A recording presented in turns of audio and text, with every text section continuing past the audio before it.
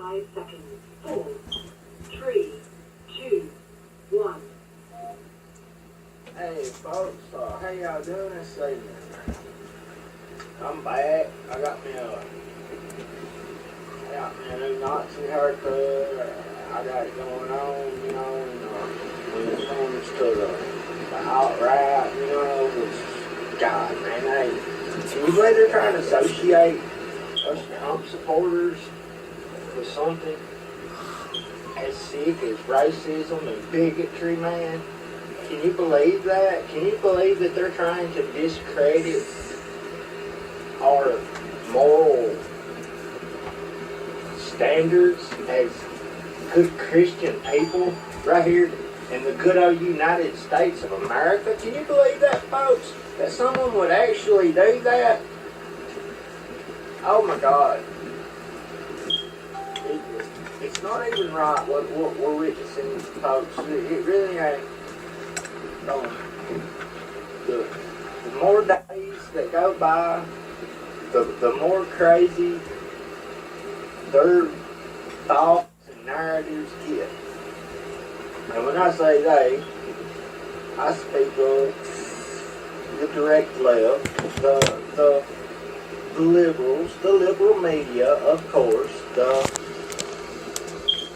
about half of the damn Republicans, damn Democrats, except the ones that switched to Republicans. You know, I don't really want them, you know. I don't care if they do say, hey man, I've been wrong, you know, please take me in, please take. I don't care, man. Hey, you can just do so much to me, man. After that, I don't trust you. By God, you reach around and put back. You won't be in reaching distance of me no more. You hear me? But I mean, I shouldn't say that. I mean, I'm supposed to be a good Christian and all that. But let me tell you something. The downright audacity of these people and their arrogance, their lies, day after day, pushing one narrative upon you after another. Hey, give me a call, 323-693-3320. Anybody listening right there, go over to alexmorganshow.com. Check it out. Hey, the government don't give me no money. Damn CFR, whatever you call it right there. And all them, they don't give me no funding. I don't get no money from George Soros to sit here and push no narratives. Hey, this is me and this is my YouTube channel. Hey, and speaking of YouTube channels, can y'all believe that they're demonetizing not only InfoWars, but Diamond and Silk, 95%? That's like saying, we're going to just take all of your money. We don't like what you're saying. We don't like that you support Trump. You know, pretty much what that's like saying. You know, what's the difference? Can you tell me? Call me. Right there's the number: 323-693-3320. Hey, I need to talk to somebody tonight. I have tried all day long to get like at least one of three, maybe two of three possible prospective guests on today, and all of them have been busy. So it's just me. I mean, but I don't care because I am pumped up. I am ready to take on the left, all hellfire creation. You hear me? They have got me peed off this time. Wait till this show just gets started, folks. I got all the info. This is why that it took me so long to get on the air this evening.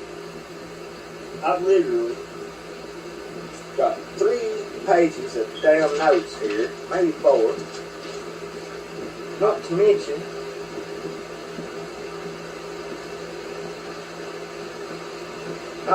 about 2 pages typed out worth of news. You know? Introducing League of Legends. Woo! Shut up. What This is is my League of channel. Legends? Shut up. And why do I play it so much? Thank you.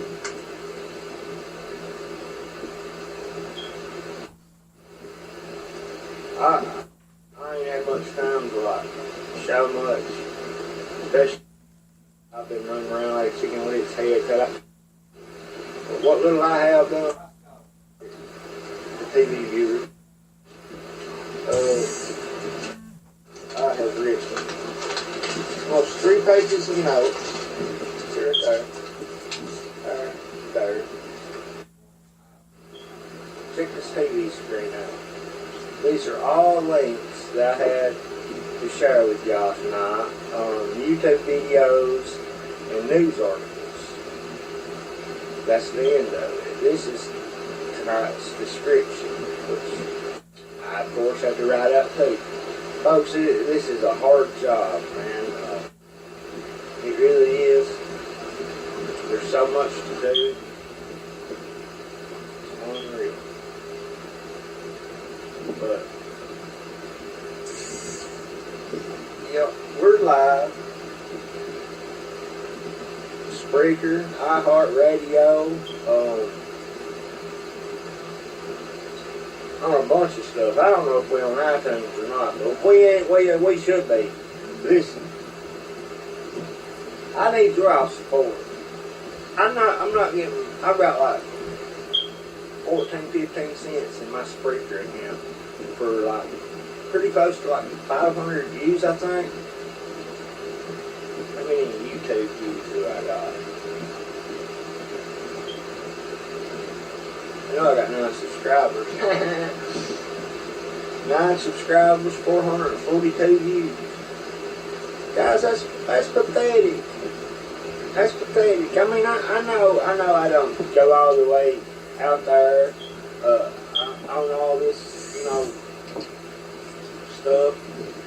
But hey, I'm getting better. I'm working on it. I've got it about as bright in here as I can get it for the meantime. I'm fixing to get this soft boxes and some other light utensil needs right there for the show. We're going to keep on progressing as long as the good Lord will let us and the creeks do not rise. But anyway, yeah, I had a big show lined up tonight.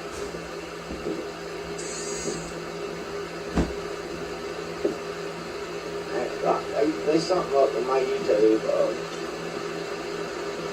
I can't watch certain videos. But hold on.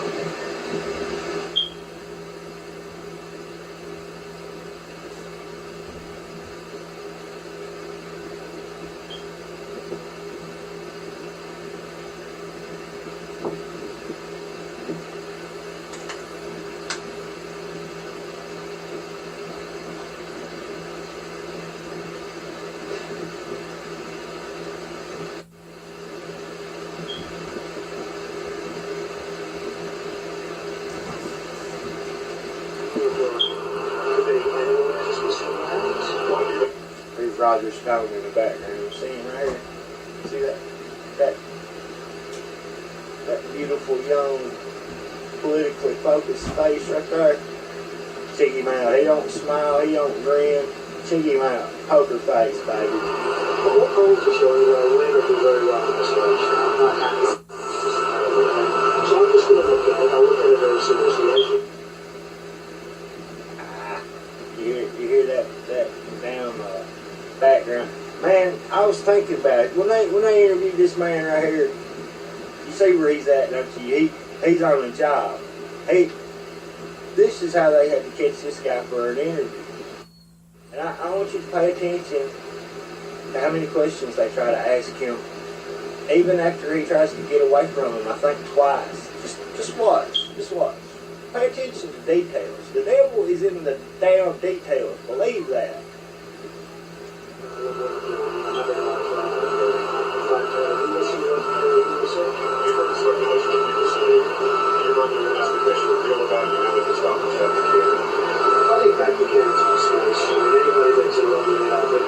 just said Pat Buchanan is a disgrace. Then he said anyone who is in love with Adolf Hitler. Hold on, let me back it up 6 seconds. It's horrible audio. Like I said, there's heavy equipment backing up in the background. No audio quality whatsoever. So yeah. I think back to Kansas City. Anybody that's in love with me, I'll think they'll find it. Not a big fan of it at all. And Buchanan has come out essentially in favor of Adolf Hitler. I think it's a disgrace. Damn disgrace. We'll see whether or not we'll be looking at it, and over January, February, or something will be looking at it. What will change our mind? I haven't changed my mind. I've been looking at it for the last number of months. Polls come out. Let's say I do very well. I'll win. I guess we'll look at it this week. One of the things you are happy to come to this there is I think if Buchanan gets it, Bush would be a very good job. I think that all of those guys are done for Bush. I think we're all today. Thank you very much.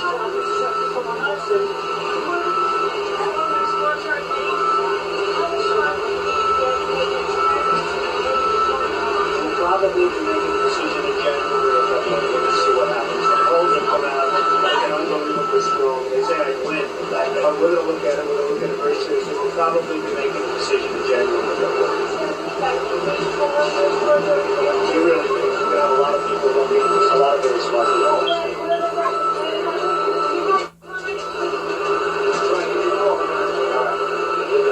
We'll see in the future. I think a Donald Trump candidacy or whomever the candidate may be from the Reform Party is a viable candidate. And I think we saw in the past 2 elections the influence and the impact that it had. So I do not think the future will be any different.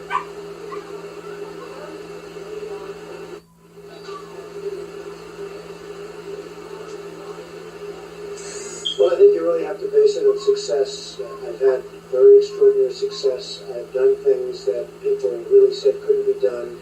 And when you look at your alternatives, let's not kid ourselves. And I looked at Mr. Bush last week, and I looked at Mr. Gore, and I looked at other people. And let me ask you, did they make billions of dollars in a short period of time? No. I don't think so. Would they be able to? I don't think so. And ultimately, it's all come. Big Daddy Bush was born into money. He was born into money. Al Gore lobbied his fortune. He got rich off politics and damn carbon in the damn atmosphere. Wake up, people! Started reporting it was all based on a letter. It was a letter from him to me. And I wrote, out of common sense, something for the Miami Herald. It was printed in the op-ed pages. And we've received thousands of responses, as you have. And again, it's based on common sense, but what is the purpose of all of the years of anguish and harm and the terrible things that have taken place if you're just going to lift the embargo and let Castro stay in power? So it was based on common sense and hit a chord, and a lot of people like that.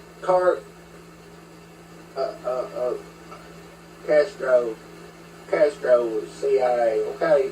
Castro was their man. Castro was put in power, okay? Castro stayed in power thanks to others who were in power.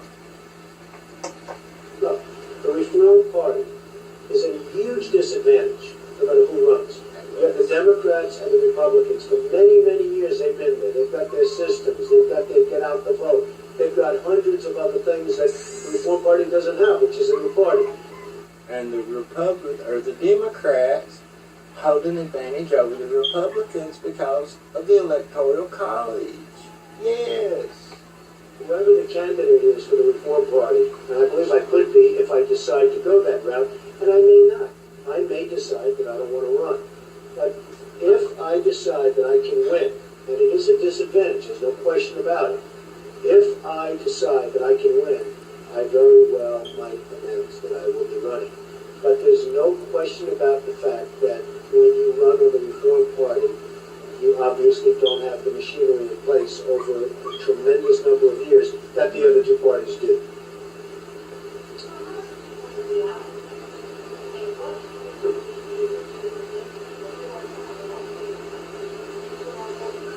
if I wanted the Reform Party nomination, and this is based on knowledge, not just feeling, I think I'd get it. And Kenny, The question is, again, whether I feel that by having the nomination I can win. I don't want to get 21% or 22% of the vote and do great and get the most ever, and then end up the following Wednesday back in my office in Trump Tower and say, gee, that was wonderful, but, what does it all mean? It doesn't mean anything.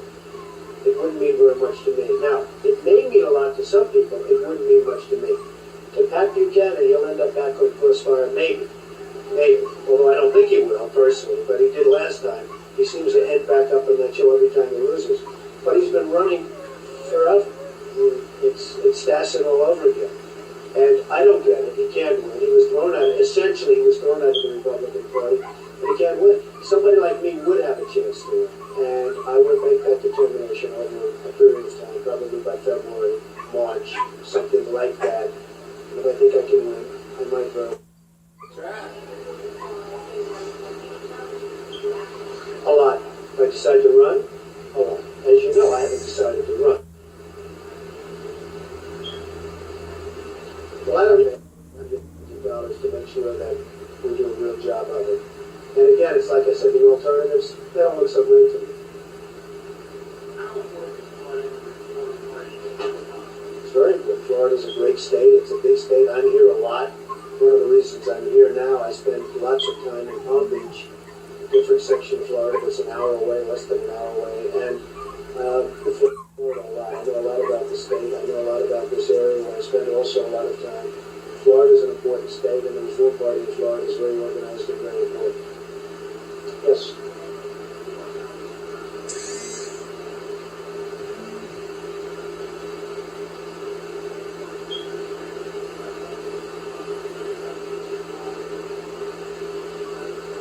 Well, no, I don't think so. I don't think it was a mistake. It's a comedy show.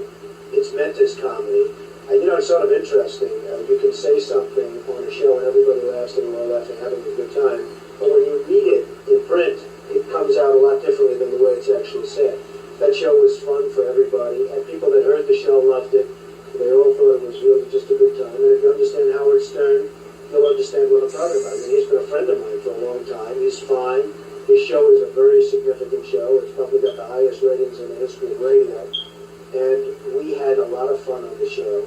But unfortunately, you take that out of context and you write your little stories and you put it in the written word as opposed to listening to what was said, and it comes out quite a bit differently.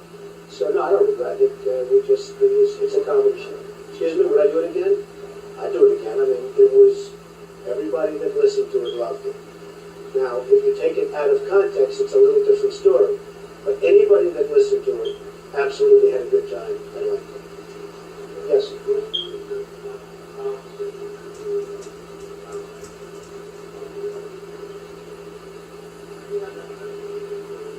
Well, I would spend whatever's necessary to get the ballot access. I'd also spend whatever's necessary to win the election. Russ is out of the party pretty soon in terms of leadership, and as you know, and he's been, I guess, a good leader. I don't know him. I haven't met him, but as I told anybody that would listen in the Reform Party, I would spend the money necessary to get the nomination if I decide to go that way. Likewise, and perhaps even more importantly, I'd spend the money necessary to win the election.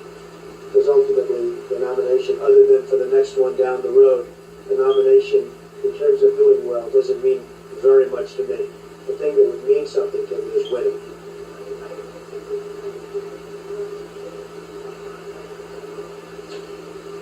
Well, I've already had 3 #1 bestsellers. I've written 3 books. They've all been #1. The Art of the Deal, Surviving at the Top, The Art of the Comeback. They've all done. Yeah, we know that. And he's sat there and he's told you pretty much, yeah, if I run, I'm going to spend the money to get the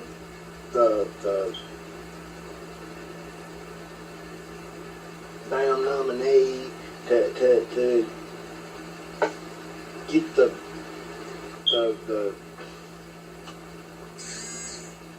part on the ballot they want. I guess he said something like that. I don't know. I forget. I'm sleepy. I'm tired. Whatever. Yeah. Let's move on. Okay.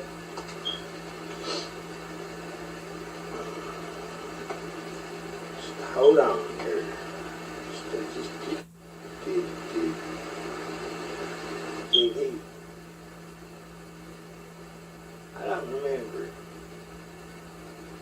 He said, okay, yeah, he disemboweled. In this video that we just saw at the first of it, he disemboweled Adolf Hitler, which pretty much, disembowels the neo-Nazis, they pretty much go hand in hand, Okay.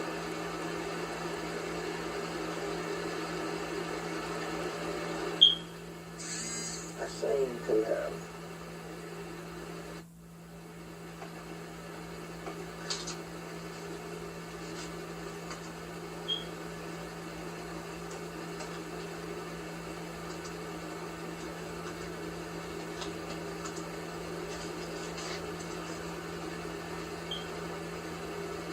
I went through and made a list earlier because I know what a hassle it is. But sometimes it don't do no good because when you put them on display, they don't want to play for some reason. I don't know if it's the damn devil fooling with me or the damn government or the, damn Democrats or the deep state or the NSA or any of them. I don't know.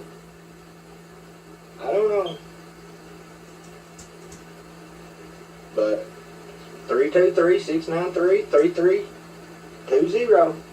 323-693-3320. Call me.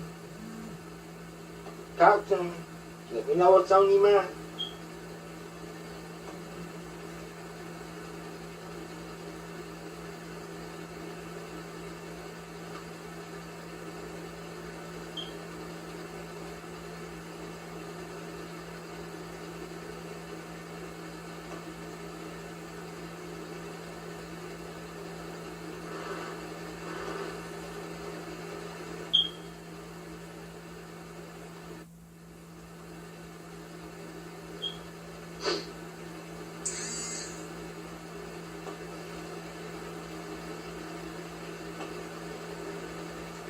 I'm sorry, folks. This Blog Talk Radio makes my... I totally disavow the Ku Klux Klan. I totally disavow... This is during the presidential debate, the second one, where old, what's his name, hosted it, I forget his name. I know he's a Democratic voter. I've been doing it now for 2 weeks. You're probably about the 18th person that's asked me the question. Okay, it was very clear. He disavowed the everything, okay. So I will probably do that at the appropriate time, but I'm not going to do that until... Give me the small person. No, don't worry about it. We'll give it to you another time. All right, let me ask you. Announced his Senate candidacy, claiming your agenda for his own, or essentially saying, glad that you spoke out. Are you ready before you ask the question? Newt Gingrich said every Republican should repudiate this guy. I did. What it takes. And I do. Are you ready? Would you support a Democrat over David Duke if that was what was necessary to? Would you support a Democrat over David Duke? Is what he just asked him before my computer froze. I guess depending on who the Democrat, but the answer would be yes. Look, the answer is as quick as you can say it. In fact, I want to answer you before you... Because last time, with another person in your position, yeah, I did it very quickly, and they said he didn't do it fast enough. He didn't do it fast enough. Repeat. Done. Here we go. Same old thing. Same old shit. Excuse my language. I'm sorry. Family friendly. I'm sorry. I deeply apologize. But I am tore up today. I am politically peed off. Well, I'm sorry. I apologize. But just listen at the stupidness that goes through these people's minds right over and over, right round and round. Done. Okay. Tax returns.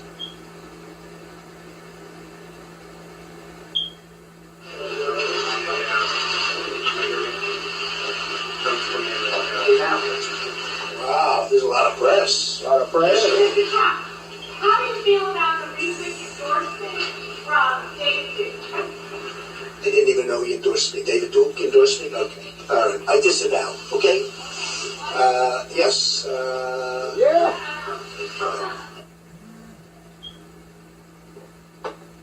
Over and over. Klux Klan here, and you said, honestly, I don't know David Duke. Okay, so let me tell you, I'm sitting in a house in Florida with a very bad earpiece that they gave me, and you could hardly hear what he was saying, but what I heard was various groups, and I don't mind disavowing anybody, and I disavowed David Duke, and I disavowed him the day before at a major news conference, which is surprising because he was at the major news conference, CNN was at the major news conference, and they heard me very easily disavow David Duke. Now I go and I sit down again, I have a lousy earpiece that is provided by them, and frankly, he talked about groups. He also talked about groups, and I have no problem with disavowing groups, but I'd at least like to know who they are. It would be very fair to disavow a group, Matt, if the group shouldn't be disavowed. I have to know who the groups are, but I disavowed David Duke. Now, if you look on Facebook, right after that, I also disavowed David Duke. When we looked at it and looked at the question, I disavowed David Duke. So I disavowed David Duke all weekend long on Facebook, on Twitter. And obviously, it's never enough. Real quickly, there was a big piece in the New York Times yesterday, Mr. Trump, about the Republican establishment's effort. Time per second. Meanwhile, Trump started the day stamping out the fire caused by some questions over the weekend of David Duke and the Ku Klux Klan.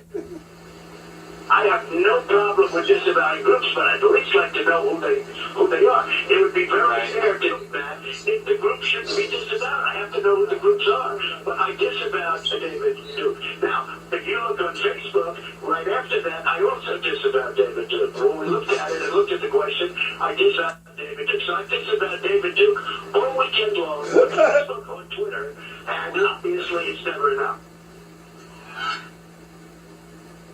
If he had a nickel for every time that he is disavowed David Duke. He's been railing against the Clinton Foundation, calling it corrupt, and it's not all he's talking about at a campaign rally in Ohio. Let's listen live. We are going to have a new immigration screening test out of our country who don't support our tolerant values.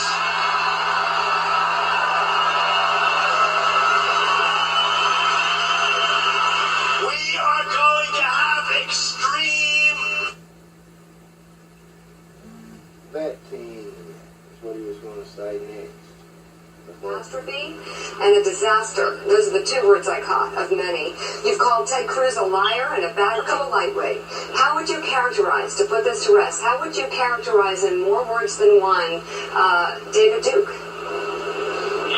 David Duke is a bad person who I disavowed on numerous occasions over the years. And the one question that was asked to me, I guess on CNN, he's having a great time, he talked about groups of people. And I don't like to disavow groups if I don't know who they are. I mean, you can have Federation of Jewish Philanthropies and groups. I don't know who the groups are. He's talking about disavowed groups. And that's what I was referring to. But I disavowed him. I disavowed him. I disavowed the KKK. I just did the Today Show. It was the same thing. And I said, how many times do I have to disavow? Do you want me to do it again for the 12th time? Well, I want to know on this show. Let me follow up and then I'll open it up to the table. Just to put it clear, I disavowed him in the past, and I disavow him now. And it was very clear that I disavowed, but the press doesn't want to go with it. They just love the story. And by the way, if you look at my Twitter, which took place just about the same time as that show, you'll see I disavowed.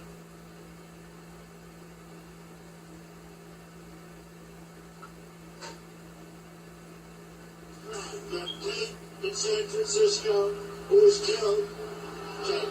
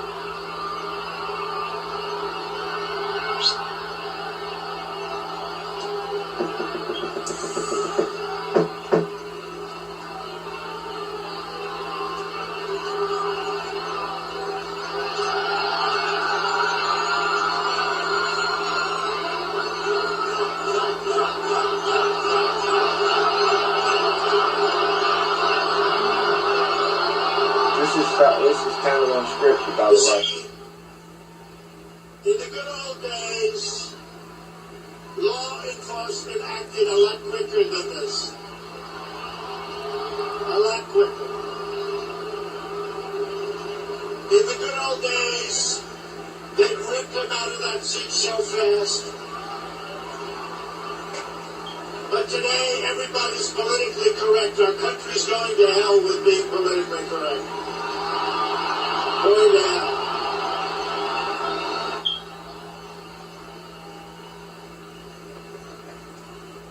You know, it is a shame when you think. It is a shame. You see things like that. We had somebody the other day punching, swinging. People want to take him nice and easy. They don't want to do anything. They gently walk him out. When he's walking out, he's waving to everybody, smiling. The place is booing. And in all fairness, I love the police. They're the greatest. But they're afraid to move. They're afraid to move. They want to keep their jobs. They don't want to lose their pensions. I understand. We are really becoming a frightened country, and it's very, very sad. Remember what I said.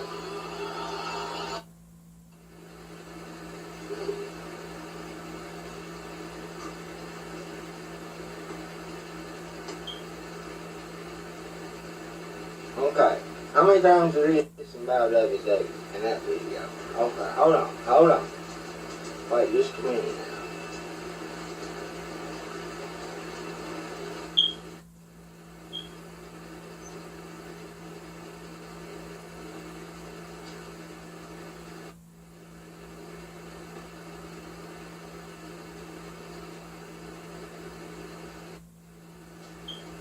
Well, you know what that video's out. I'm gonna cover that though. I don't know why.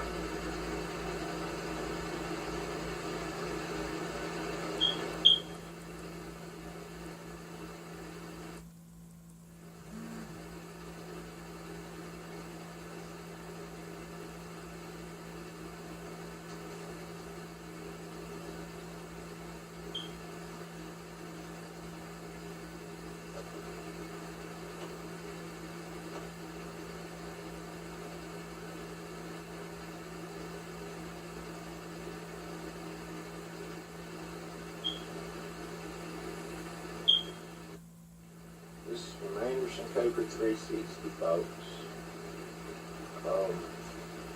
I normally probably wouldn't have found this. However, I managed to stumble upon it while looking through my Twitter feed this afternoon.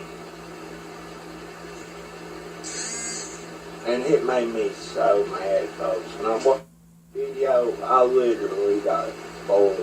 Folks, I don't like to get mad. I don't get off on this stuff. I don't like to get mad, okay? I promise I don't. Because after you get mad, after all your anger is worn off, or after all my anger is worn off, I'll put it like that, it's like I hurt so bad, I ache all over the bone. And I can't, it's just like bad energy or something, I guess. I don't know. But yeah, I just do not like getting fighting mad. I didn't get fighting mad at this, but I'm just saying I don't like getting mad in general. You know what I'm saying? I'll give this video here a second to load up. But yeah, I can't wait to air this one. Re-air it, whatever. But yeah.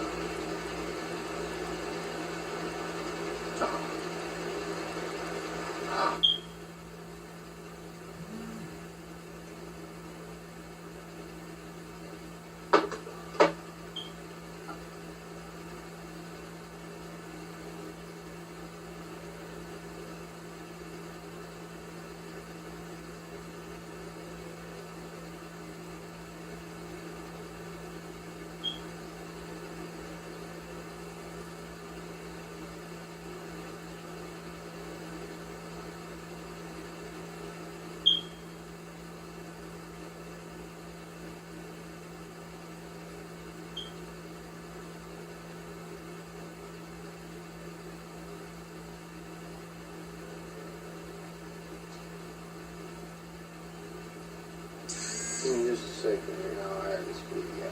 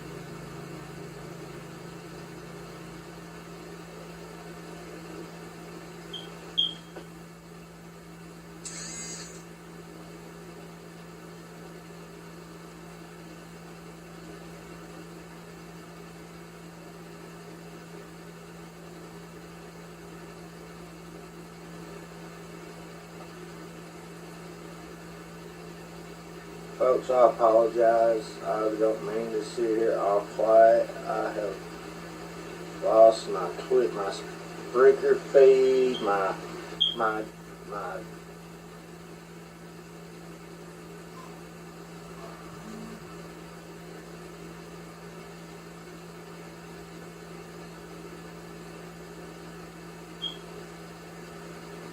I apologize. I think I got it going now.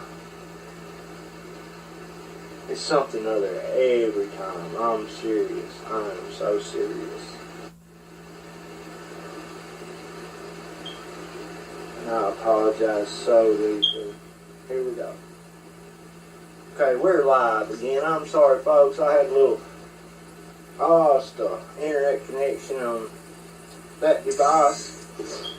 And I'm going to go ahead and stick it in a very safe place where I won't have no more accidents. I deeply apologize. I was just going to play a video that I stumbled across while on Twitter today. I'll go ahead and play that video for y'all. Again, I apologize. I just want to play another clip from your extraordinary reporting for our viewers. Let's watch this. With the car that struck a protester, that's unprovoked. That's not true, and you know that it's not true. You've seen the video. So. I've seen a video. I don't know much about it. I understand that you describe what the video appears to show. Okay, so the video appears to show someone striking that vehicle when these animals attacked him again.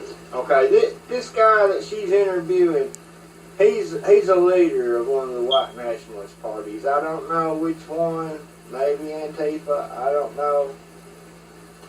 Hold on. Describe what the video appears to show. Okay, so the video appears to show someone striking that vehicle when these animals attacked him again, and he saw no way to get away from them except to hit the gas. And sadly, because our rivals are a bunch of stupid animals who don't pay attention, they couldn't just get out of the way of his car, and some people got hurt, and that's unfortunate. Do you think it was justified? I think it was more than justified. Do you see how he was led into saying you think it was blood or... I'm wondering, is that a sentiment?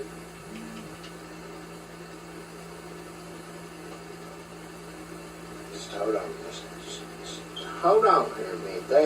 They not yet began to get swayed.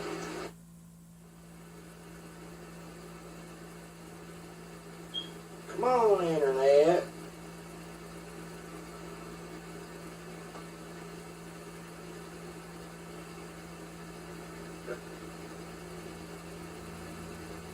It was commonly described, because, I mean, obviously we have all seen the video.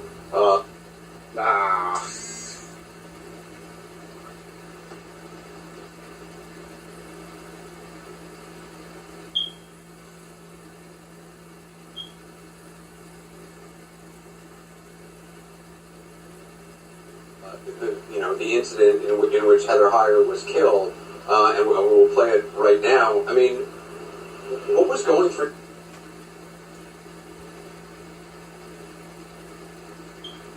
your mind when this guy is saying that?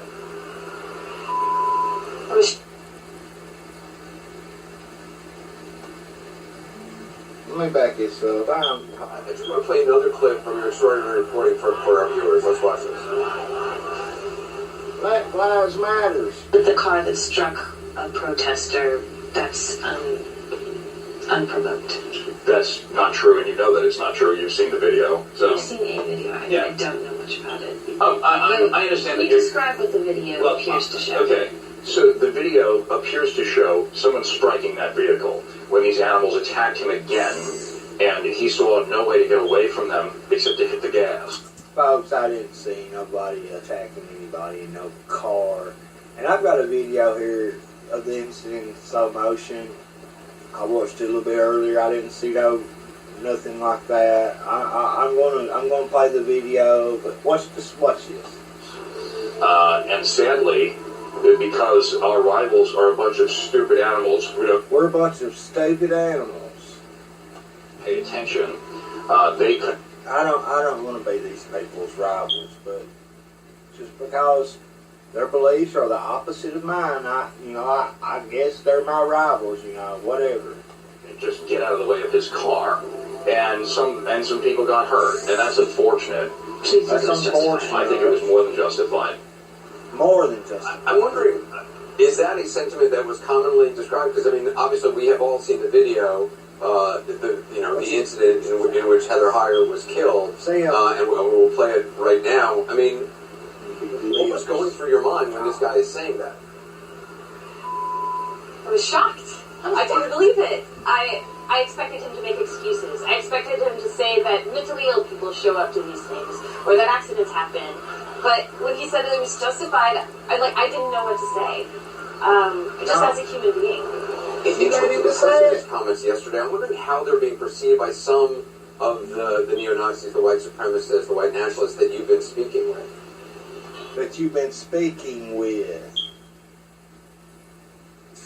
He told it on her right there. And she tells it on herself too. Well, just wait.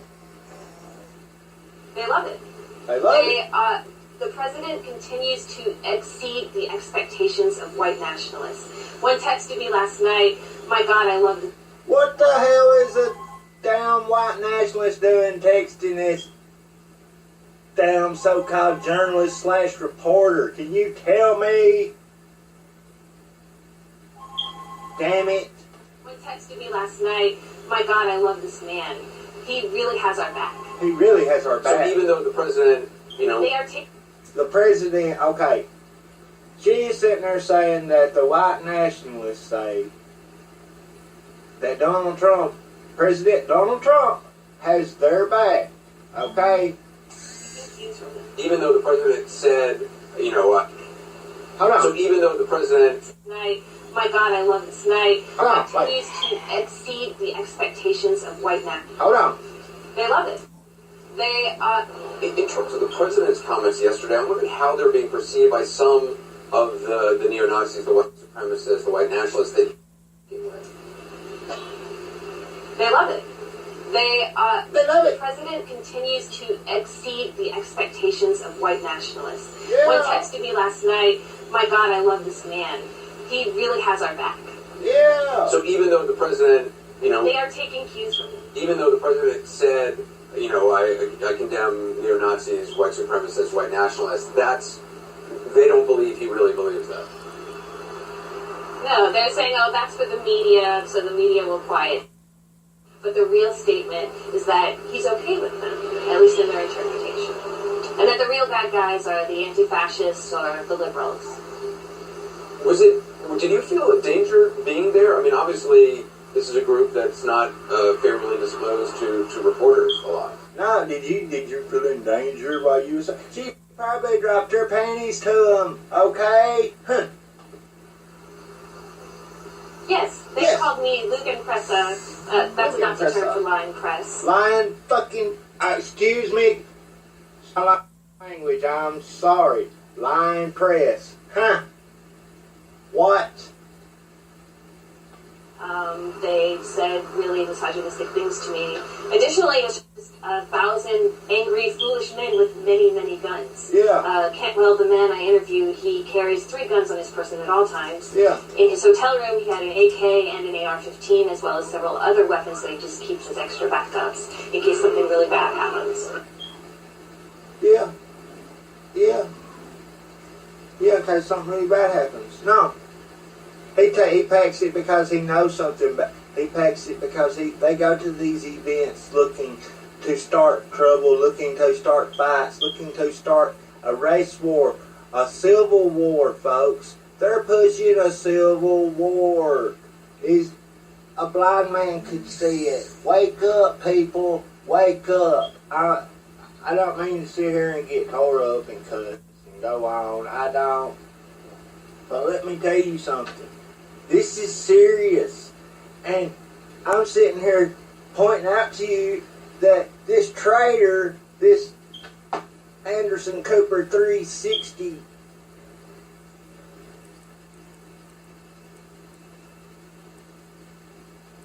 CIA fag, is sitting here running a coup on you, and our president. Wake up, wake up, wake up. Just please, and alert your neighbors, and listen to me. The same people who's funding Black Lives Matter, who's funding Antifa, it's funding them, the media, and the whatever she said. Hold on. They called me what now? Foolish men with many, many guns. Cantwell, the man I interviewed, he carries 3 guns on his person at all times. Hold on. With many, many guns. Said really misogynistic things to me. Additionally, it was just 1,000 angry, foolish men with many, many guns. Cantwell, the man I interviewed, that's a Nazi term for lying press. Yes, they called me Lugenpresse. Lugenpresse, lying press. Yeah. They hit the nail on the head, and I know it. Hey, and she's sitting here telling you all this, but they're trying to lead you in the other way. And if you don't see this, if you don't pick up on this, you're blind. Just turn me off because you don't need to be watching my channel. I'm moving on because I'm gonna sit here and get mad again at this. Yeah. Let's do something this week though. Before we close the page, let's check them out here. Let's add them in conclusion with the hateful, biased media, GOP, Rhino, Never Trumpers, Obama holdover, treasurers, leakers, Soros, Clinton, DNC, anarchs. Heart to you, Kathy Sherman. Retweet to you, Kathy Sherman.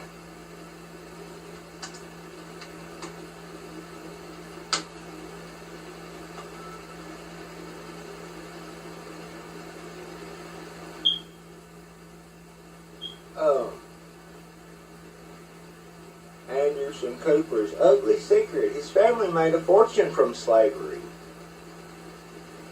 While CNN, hold on, let me get this better zoom on this.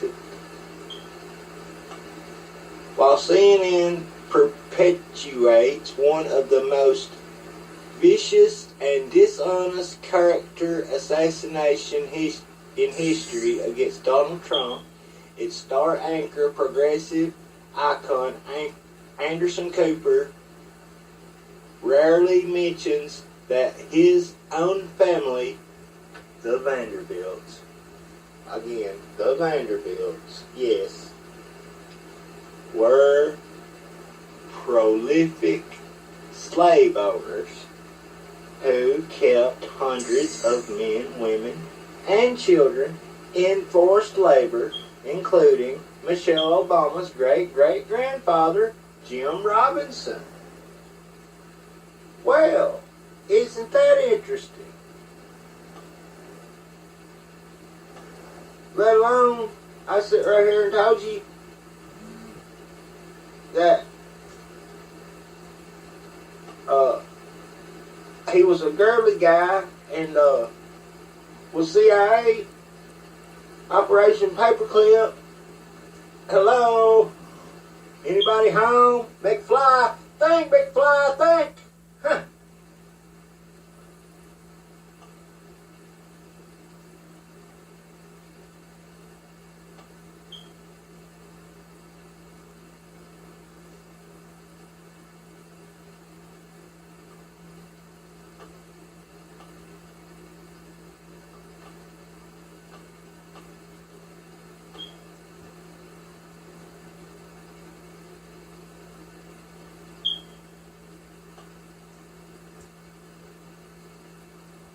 Anybody home?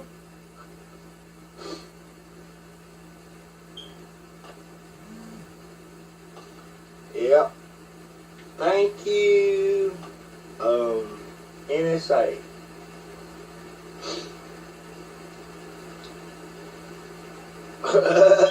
Moab, mother of all BS.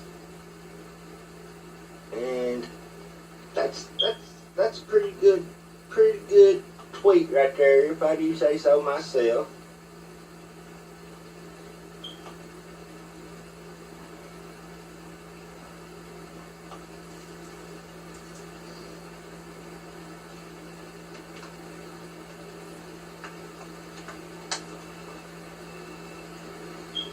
You know, you dig?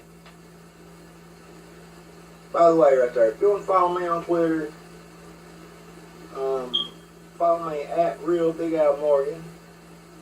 I need all the Twitter followers I can get. Follow me on Facebook.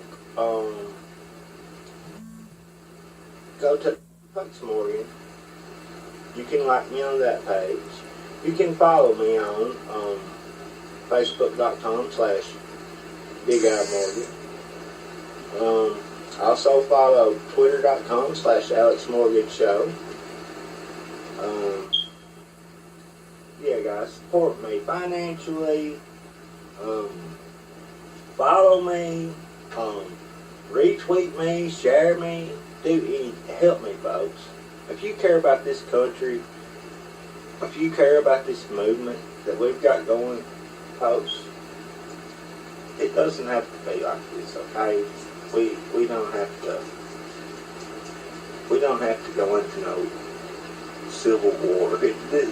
This doesn't have to end in violence, okay? We fought one civil war. And let me tell you something. It was brother against brother, okay? It was father against son in some cases. It was cousin against cousin. Millions upon millions lost their lives, folks. The blood on major Civil War battlefield is enough probably to stain that ground for a good half a decade or more, I would think. I've heard some crazy stuff about Gettysburg. But I want to get into these notes here. Okay, back from the WikiLeaks, we remember they were sending minorities and women to Trump rallies trying to start fights. Y'all remember this? Y'all remember this? Unless listen to them over there at CNN, of which they told you that you weren't allowed to read the WikiLeaks. It was against the law for you to read the WikiLeaks. They as the mainstream media,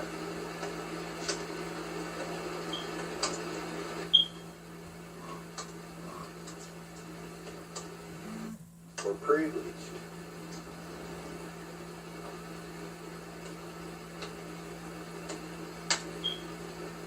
If you forgot, if you remember,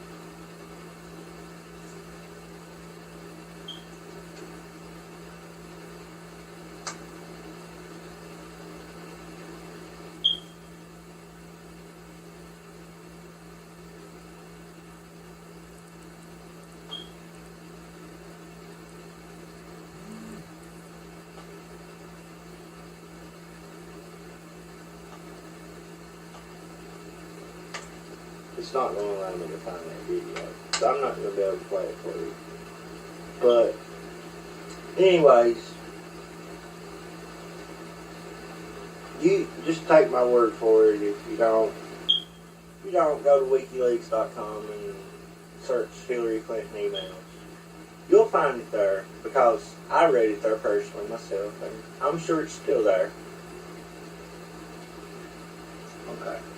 Media tried to say that Trump couldn't hold rallies. He shouldn't be allowed to hold rallies, because of all this violence that was happening there. But we later learned that they were sending someone dressed as Donald Duck, the Hillary campaign. We learned this from Project Veritas, I think.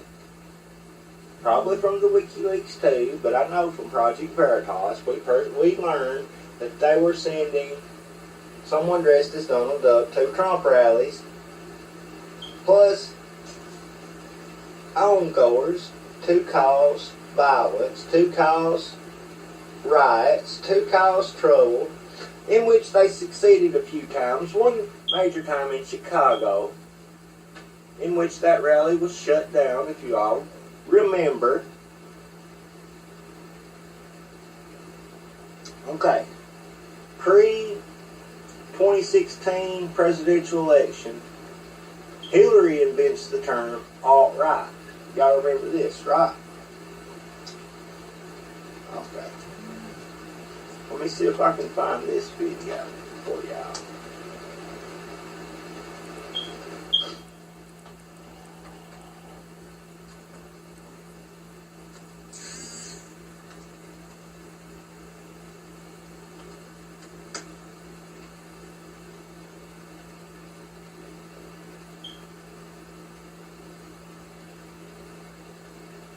Yeah, Alex Jones channel, wouldn't you know it? It's right there.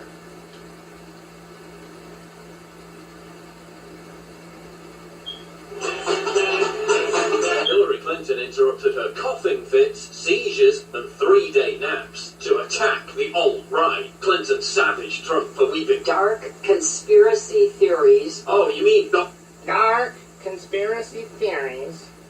Conspiracy theories like a YouTube video being responsible for Benghazi. What difference at this age? She then proceeded to weave her own gigantic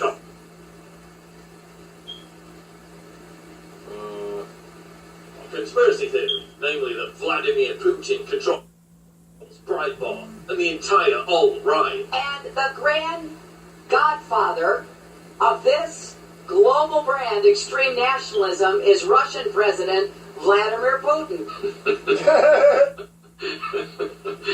That's funny because I don't recall receiving a paycheck in the mail from the Kremlin. It's also what happens when you listen to the radio host, Alex Jones.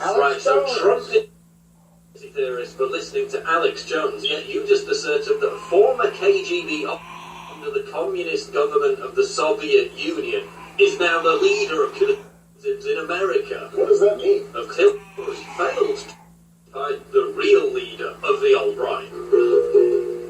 Oh yeah, and according to another one of Hillary's dark conspiracy theories, Trump is responsible for bullying in schools. The Trump effect. Bullying and harassment are on the rise in our schools. Yeah. Right, because it's not like Trump supporters have been viciously attacked and harassed by leftists for the last 6 months solid. But wait, it gets even funnier.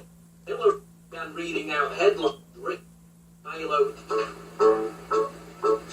Birth control makes women unattractive and crazy. Nobody wants to you. Would you rather your child had feminism or cancer?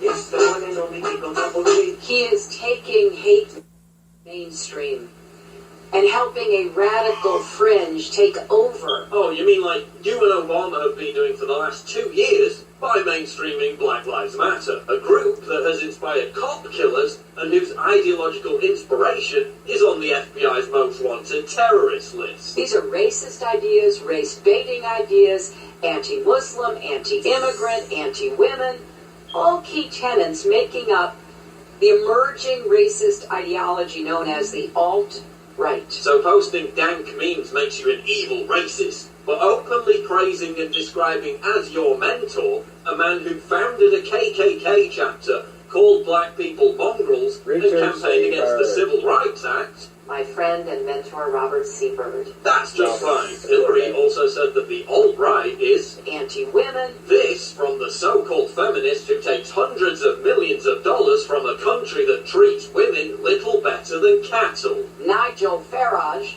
who stoked anti-immigrant sentiments to win the referendum, to have Britain leave the European Union, campaigned with Donald Trump in Mississippi. Yeah, the key word there, Hillary, is win.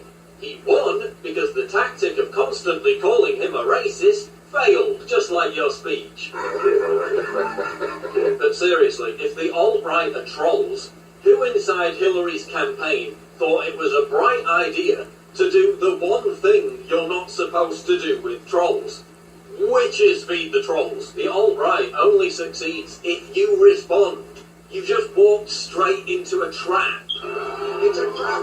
The people running your campaign are complete idiots who don't understand how the internet works. This has backfired more than any of us could ever dream of. Hundreds of thousands of new people are now coming to our websites, where we'll continue to educate them about your failing health, rampant corruption, and sneering, arrogant elitism. Thanks, Hillary. Racist.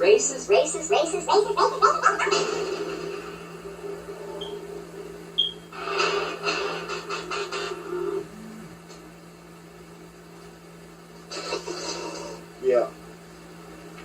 No, folks, I'm not associated with no alt-right, no anything. We're the no right, I guess. You know, whatever. I'm pretty much libertarian. I could be considered somewhat liberal, I guess, you know, in ways, but I don't know, like, yeah, I don't know. Whatever it is, it's conservatism, number one, okay? It's conservatism.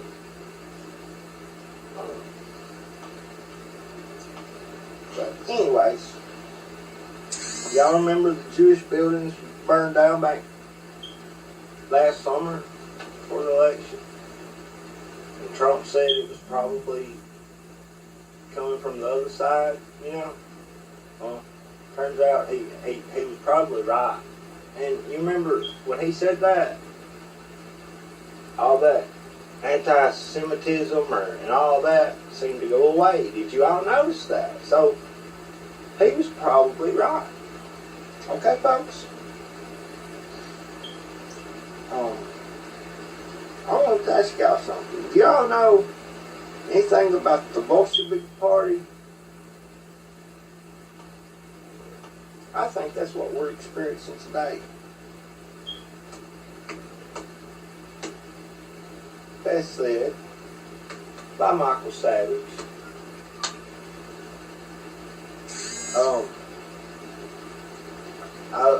I actually managed to listen to about half of his show today, and it was mind-blowing, mesmerizing, like, really. Okay. The Bolshevik Party, Russian, one of the majority, plural, Bolsheviks, or Bolshevik, a member of wing of the Russian Social Democratic Workers' Party, which, led by Lenin, seized control of Russia October 1917 and became the dominant political power.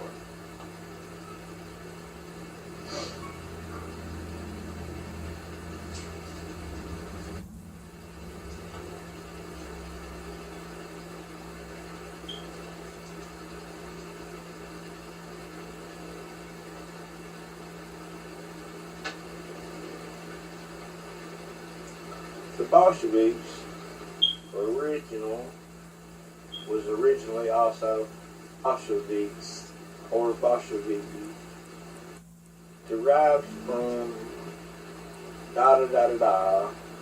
majority, literally meaning one of the majority, were a faction of the Marxist Russian Social Democratic Labor Party. Does this sound familiar? Which split apart from the Menshevik faction at the Second Party Congress in 1903. The RSDLP was a revolutionary socialist political party formed in 1898 in Minsk in Belarus to unite the various revolutionary organizations of the Russian Empire into one party. In the Second Party Congress vote, the Bolsheviks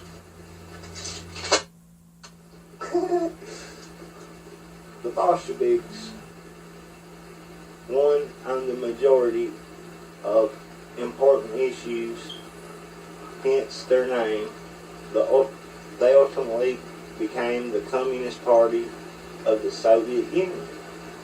The Bolsheviks, or Reds, came into power in Russia during the October Revolution phase of the Russian Revolution in 1917 and founded the Russian Soviet Federative Republic, or RSFSR, which the Reds defeating the Whites and others during the Russian Civil War of 1917 to 1922. The RSFSR became the chief constituent of the Soviet Union in December 1922. The Bolsheviks, founded by Vladimir Lenin and Alexander Bogdanov, were by 1905 a major organization consisting primarily of workers under internal bureaucracy governed by the principle of democratic centralism, who considered themselves the leaders of the revolutionary working class of Russia. Their beliefs and practices were often referred to as Bolshevism. It gets into the whole split and all this, but we won't go into that. But I'm here to tell you that's what we're experiencing here in America today. With all this liberalism, all this democratic bull. All the time wanting to give somebody a handout, and somebody all the time wanting a handout. Yeah, that's what we're experiencing right here today.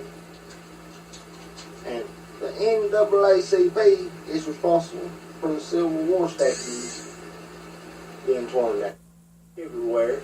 Not to mention one coming to a town near you. Louisville, Kentucky's coming up. I'm gonna get into that here in just a few minutes. If anybody wants to call me, 323-693-3320. Again, 323-693-3320. 333-693-3320. Call me. Go to AlexMorganShow.com. Check out the show. Subscribe on YouTube. Buy a hat, buy a t-shirt, buy a coffee cup. Send me $5. Send me $1. I don't care. Send me something. Help me. Okay? I need your help. I can't succeed without you. Okay? Without you, I don't succeed. Like I said a while ago, the CFR don't fund me. The government don't give me no media money. I don't push no narrative here. I bring y'all the facts. Okay? That's what I do. That's my job as a citizen. Okay? I ain't no liars like the mainstream media, and I don't hack your damn computer like the damn NSA, okay? Or the damn CSI. CIA. CSI. See how they got me right here?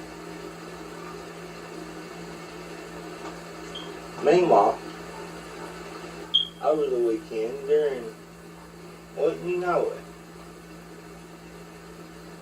folks, I just watched every one of these videos right here, right before this.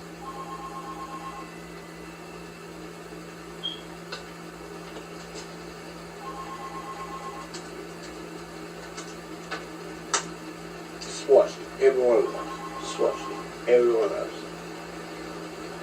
La-da-da-da-da.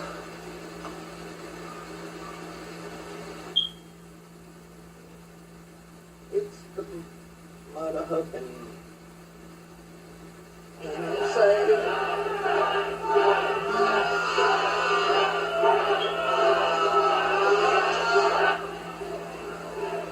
Okay, folks, I'm going to go ahead and get started. My name is Jason Kessler. I'm the organizer of the Unite the Right rally. This is going to be the first press conference. We're going to do another press conference tomorrow in Washington, D.C. with Richard Spencer and the other speakers who were slated to speak yesterday in Washington, D.C. Today, I just have come before you, and I want to tell you the story of what really happened before this narrative spinning out of control. Yeah. The hate that you hear around you, that is the anti-white hate. That fueled what happened yesterday. What happened yesterday was the result of the Charlottesville police officers refusing to do their job. They stood down. They stood down. Follow through with the agreement on security. Which looks like McCullough and other city officials were responsible for. Again, Governor of Virginia, Terry McAuliffe, and other city officials told the police to stand down, while Antifa threw feces and urine-filled water balloons onto the protesters who were protesting this white nationalist rally. Okay? Let alone chemicals in the water balloons that burn their skin. I digress, but it's hard not to. We applied for and were permitted. We applied for and were permitted a permit for August 12th. It was our constitutional right to be able to assemble. And we spoke for 2 months with Charlottesville police officers to be able to ensure that both demonstrators and counter-demonstrators were able to safely exercise their First Amendment rights. What happened on Friday night was that we had to go before a federal judge to ensure that our constitutional right to assembly were being protected. Within 1 week of this event, the Charlottesville City Council rescinded our permit for Lee Park and upended all of our security arrangements that we were going to use to keep this event safe. We fought them in federal court and we beat them in federal court. The federal judge found that Mayor Mike Ziegler, Vice Mayor Wes Belligan, City Manager Maurice Jones, and the City of Charlottesville had violated our First Amendment rights by discriminating against us based on the content of our speech. They're fixing to discriminate I would like against to you. condemn any of the violence that happened yesterday. I disavow. I condone it and I disavow it too, buddy, but you're going to get it anyway. Anything that led to folks getting hurt. You're asking for it. It's a bad day in our constitutional democracy where we are not able to have civil liberties like the First It sure Amendment. is, buddy. But guess what? They don't want you to have none. They take your right to speak. They take your right to assemble. They don't allow you to assemble. They're communists. They're socialists. They are the left. Huh. Hold on, I'm not done with you. Come back here. Rational discussion, an idea is breaking down, and people resorting to violence. Yesterday, I don't mean to laugh. I don't mean to laugh. It's not funny, but yeah.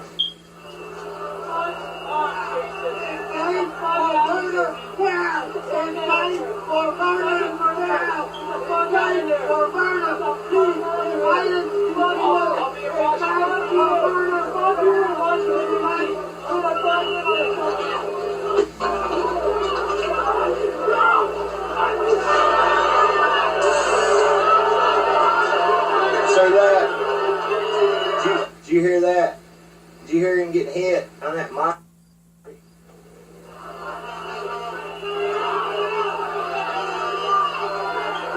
Anarchy!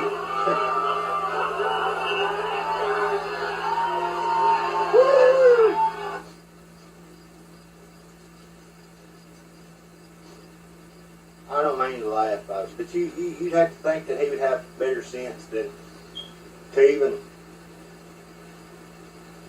stick his head out the door with a group like that outside, okay?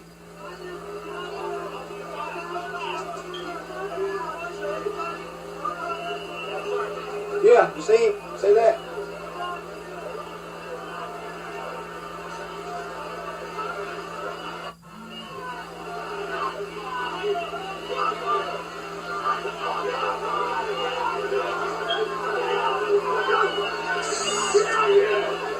It's easy to be tough when there's 100 of you. It's easy to be tough then when it's 100 on one. Look, here's the state police had to. They had the National Guard on standby.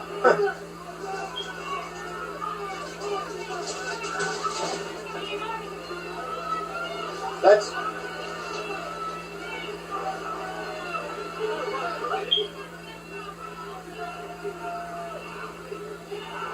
You're sitting here witnessing the pure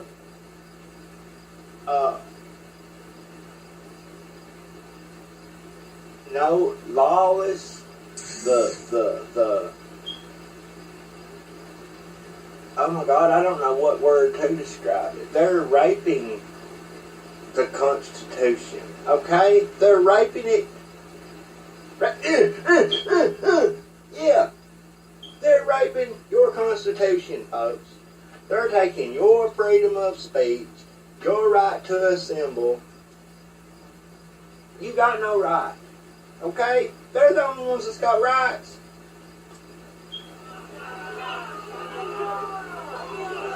Where's the local police at? They stood down.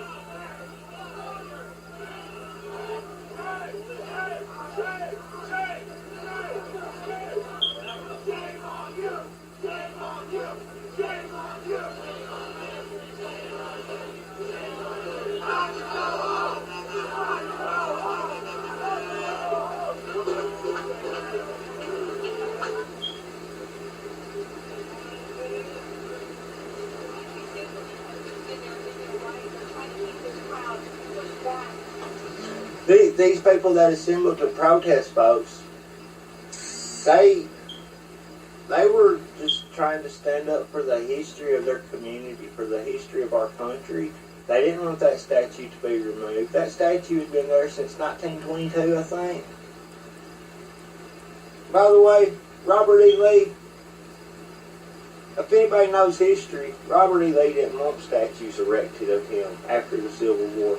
He wanted the Civil War to die. He wanted the Civil War to be forgotten. And like I told you the other night, the Civil War wasn't fought for segregation, for slavery, for anything like that. It was fought because the South, they broke away from the Union. They succeeded the Union, folks. They don't want you to know that, though. See, Lincoln, he didn't want to tear up his country. He didn't want to divide all these families. He didn't want millions to die. So he wanted to avoid it at all costs. You can't blame him. Abraham Lincoln was a wise man. Believe that.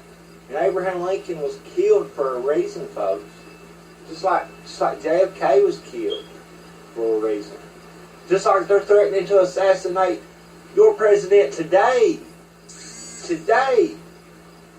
Quote, remove, unquote, ever what you want to call it. But, you know, that's what they're planning. They want to kill Trump. But whatever, you know, who cares? He's just our president.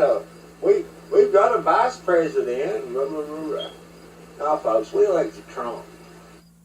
Mike Pence is a good man. But let me tell you something. Mike Pence is establishment Republican, okay? I like a lot of what Mike Pence says. I do. But if not for Trump, I wouldn't stand behind Mike Pence. I wouldn't vote for Mike Pence, okay? Who was going to be his running mate? Can you tell me? Ted Cruz? Rubio? Who was the Republicans playing? Jeb Bush? Really? Really? Okay. Mitt Romney was a good choice too, by the way. Yeah.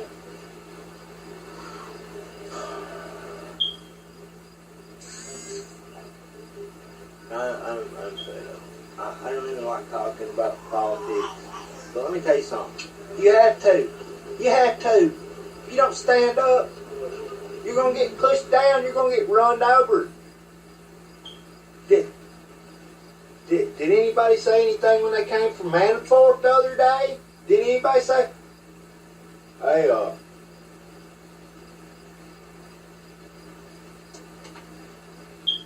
what if they came for you? What if they came knocking on your door?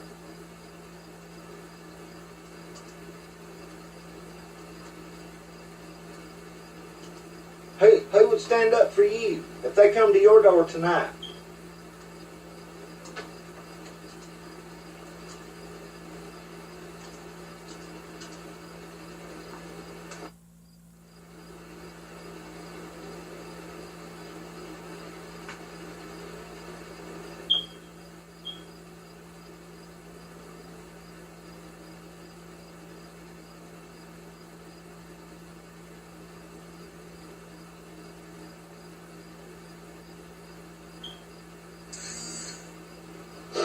I'm on www.ushmm.org.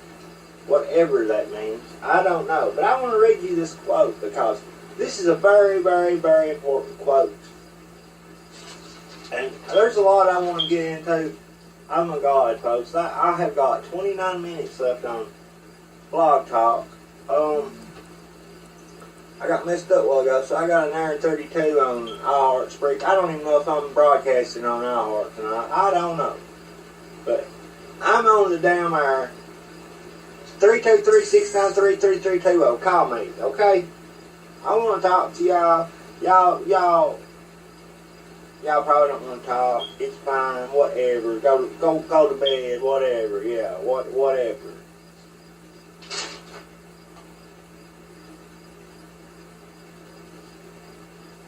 Okay, first they came for the socialists, and I did not speak out, because I was not a socialist. This is a famous quote, by the way, from the Holocaust. Then they came for the trade unionists, and I did not speak out, because I was not a trade unionist. Then they came for the Jews, and I did not speak out, because I was not a Jew. Then they came for me, and there was no one left to speak out for me. So, that's what I'm trying to do, folks. I'm here trying to speak out for you. Okay? Are you going to speak out for me in return? Or are you going to support me energetically, monetarily, in any way? Or are you going to shut up and go to bed? It don't matter, okay? Because I ain't laying down. They'll have to kill me. If I don't got a gun, it'll be a butcher knife. You hear me? They'll have to pry it from my fingers. They're not going to get me. I won't bow down.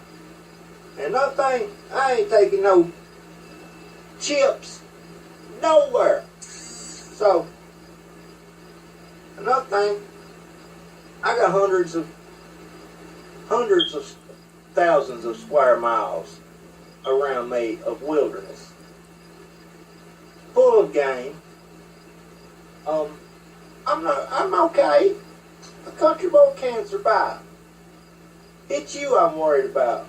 Y'all, urban folks out there, living high off the hog, you know, from Food City and Kroger, and do your research on your meat, folks, especially your carcinogenic processed meats. Yeah, do your research on that. Check out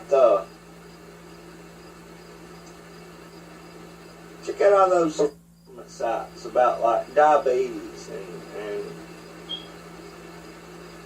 stuff like that. I bet they don't even tell you that meat and dairy products are direct linked to diabetes and cancer. Not to mention the people who live in these communities, folks. They're suffering bad. They're dying of cancer. They're not smokers. They don't drink.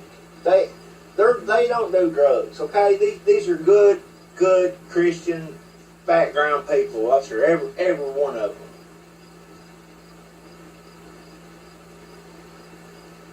Enough feces in the water to kill every fish in the stream. Y'all got Netflix. Go look for that movie about the meat industry. I don't remember the exact name of it. I seen some of it last night. It was pretty amazing. I didn't think it was going to be all that it could have been, but it was more. Okay, it well exceeded my expectations.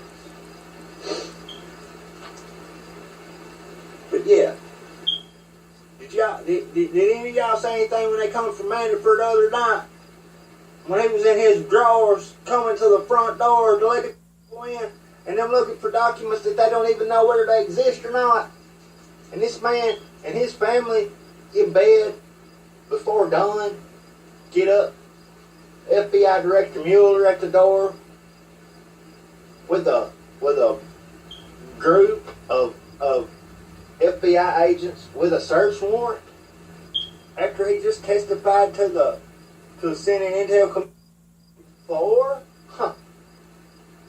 Man, let me tell you something. They're coming for Trump. They're coming for Trump. They're coming for Trump's family.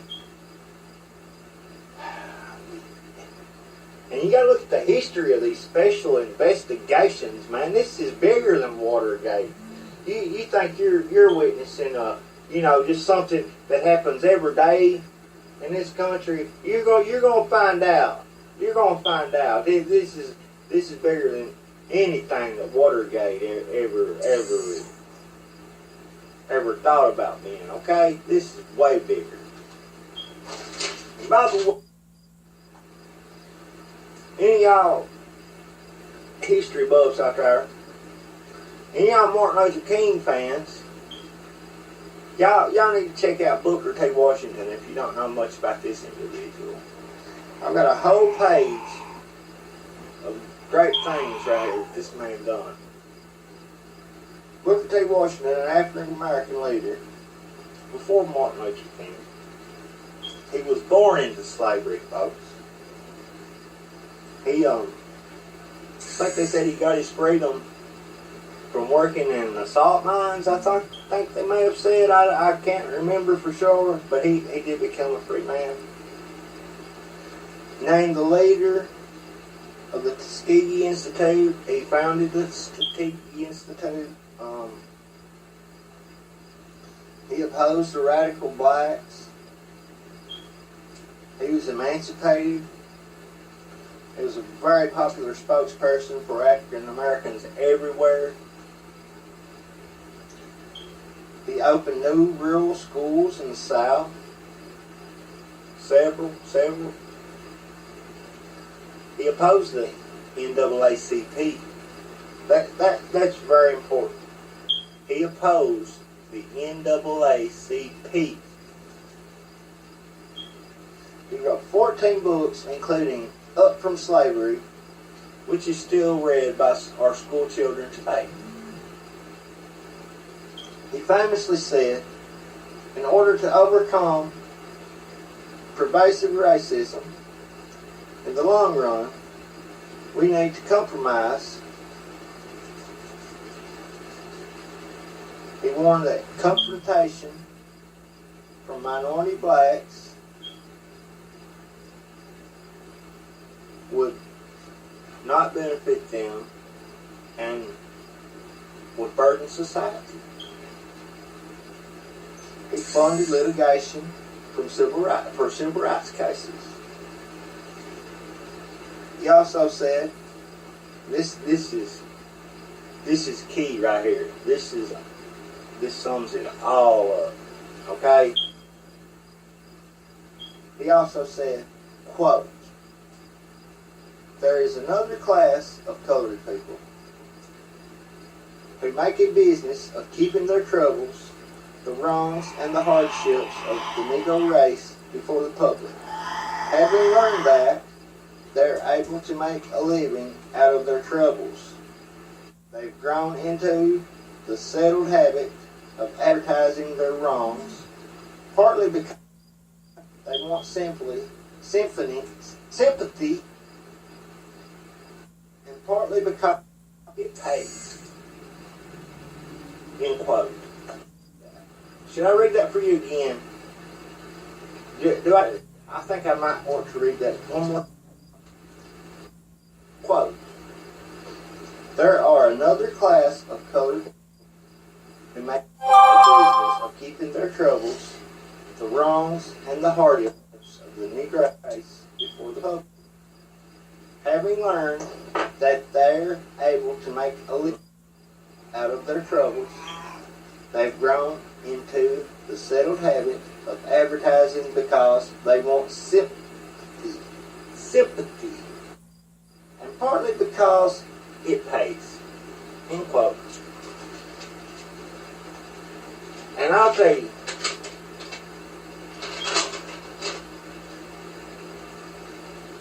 in his great vision, when he so famously wrote this, so famously said this, right there, I don't know, 90 years before, these Jesse Jacksons, these Al Sharptons, these Barack Obamas, he nipped them in the bud 90 years ago. Okay? Long time ago.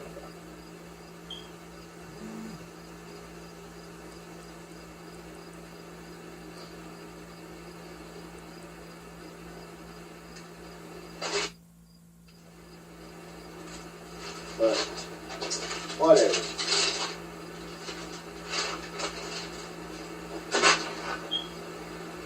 Folks, wake up. Please, I'm begging you. It hurts me to see y'all like this. It really does.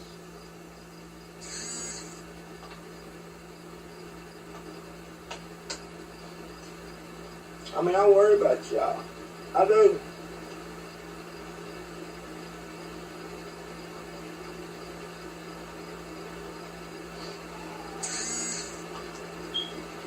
By the way, California confronts its Confederate past. They ain't always been so liberal as they claim to be. You see right here, they try to get rid of another state monument. I can't read it much. In memory of the soldiers of the Confederate States Army. This monument right here, which is, I think, a rock, and it's got piece of metal in it that's inscribed.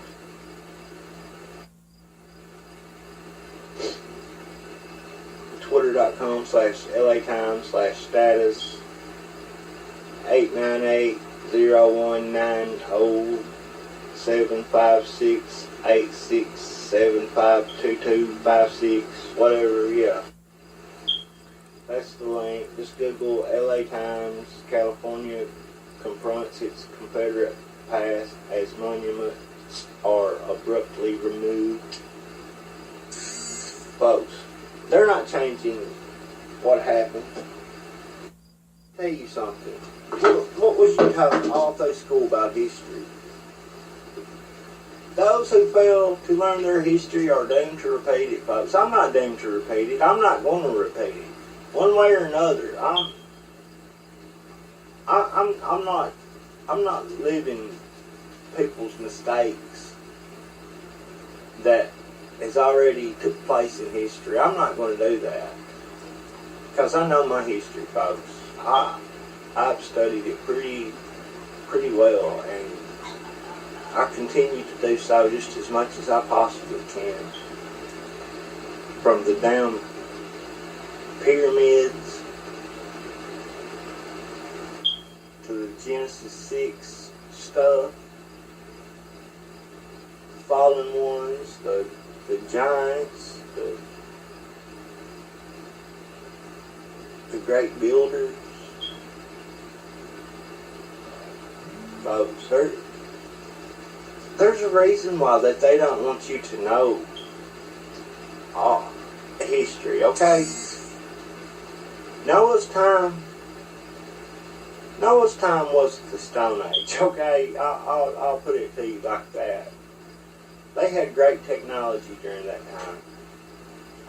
How else do you think they built such great megalithic monuments and buildings and churches and, I don't know, places of worship, cities even?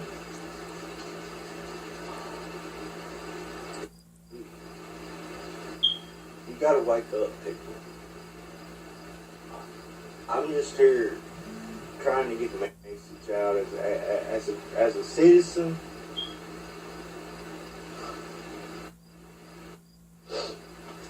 And I'll tell you something, I could sit here and talk all day long. I could. I know I get quiet times when things happen and stuff, you know, but I'm sorry, I apologize. This is a one-man show. If y'all could help me out and give me the means, I would have a crew. I would have an editor, a director, a producer, all in a control room. I mean, I'm a poor man, okay? I'm a student. I can't. I mean, I'm trying to get a job and go to school and all this and educate the public and put out all these websites and these shows and take care of my family, take care of my beloved ones.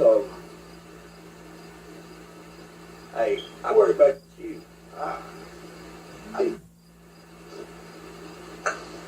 I worry about you old people. I worry about you young people. I worry about all you good Christian people out there. I pray for you. Pray for me. Trump's business councils dissolved after CEOs turn against him. Zachary Tracer, Brenna Wilmer, and Hugh Sun. August 16, 2017. Bloomberg Politics. Bloomberg.com.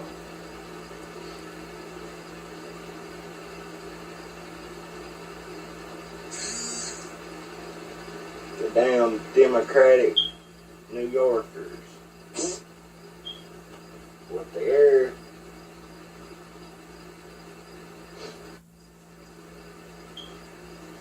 Donald Trump said he's disbanding 2 advisory groups of the business leaders after CEOs quit this week after the president faced backlash sufficiently condemn white supremacists. Bloomberg's Market Traleave reports on Bloomberg Markets. Source Bloomberg. What a surprise.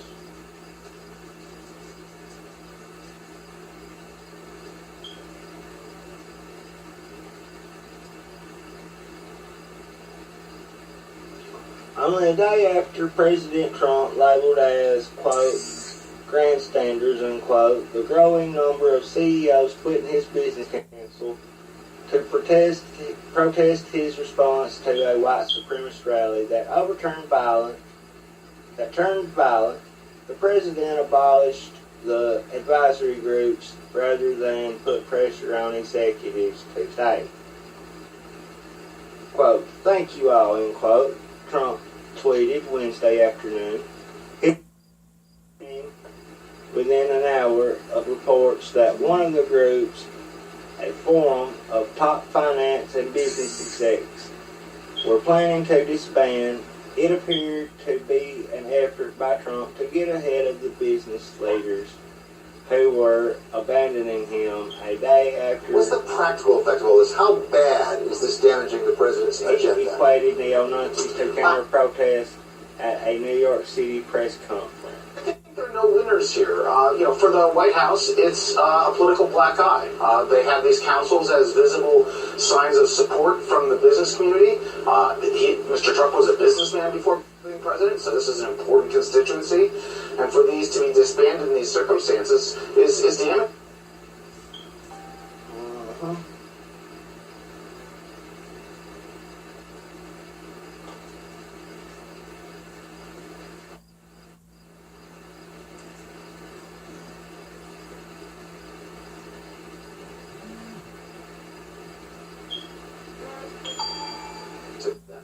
It's also a loss to the business community. This was their ability to influence the White House policy.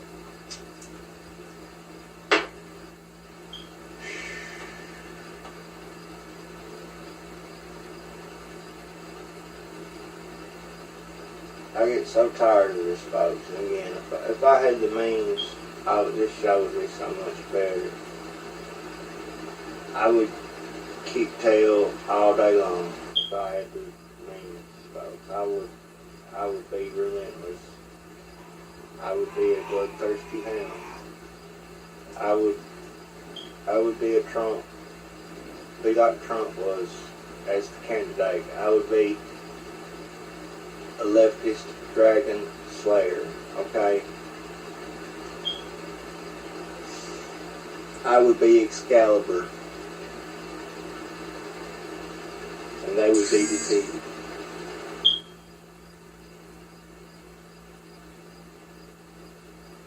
I would be their Skywalker. I would be Skywalker for their Death Star. Okay? I would not sleep, I would not eat until it was all over.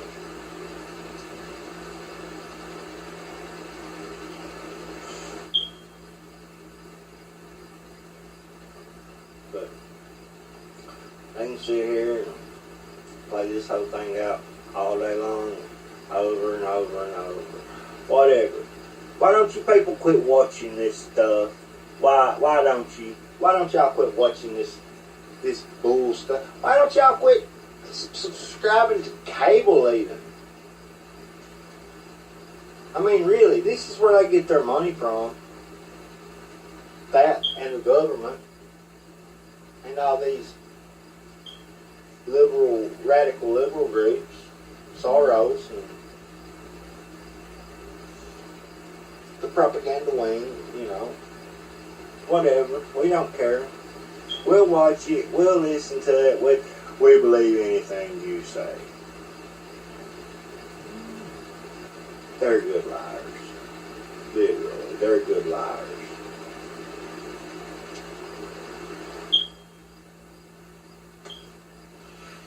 Oh my God.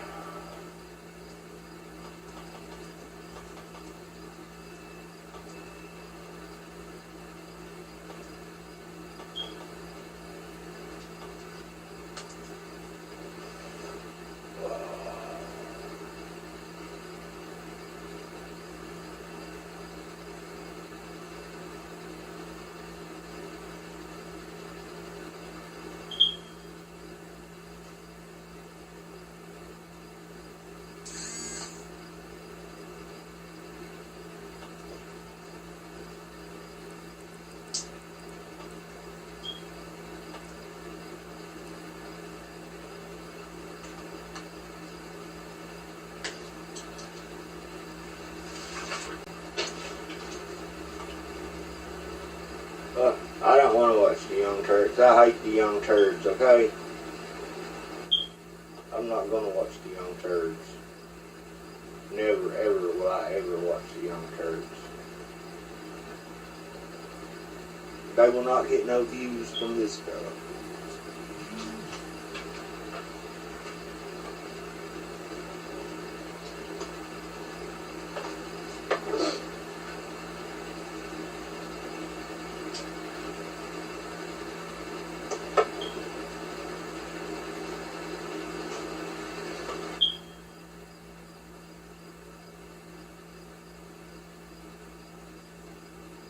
I should call my show the Old Turks. For me, I'm When it comes to this strategic council, is this sort of jumping before you're pushed? Why now? David, you're right to say that this is a turning point. When we came out the weekend at first and the Merck CEO stepped aside from an advisory role, it was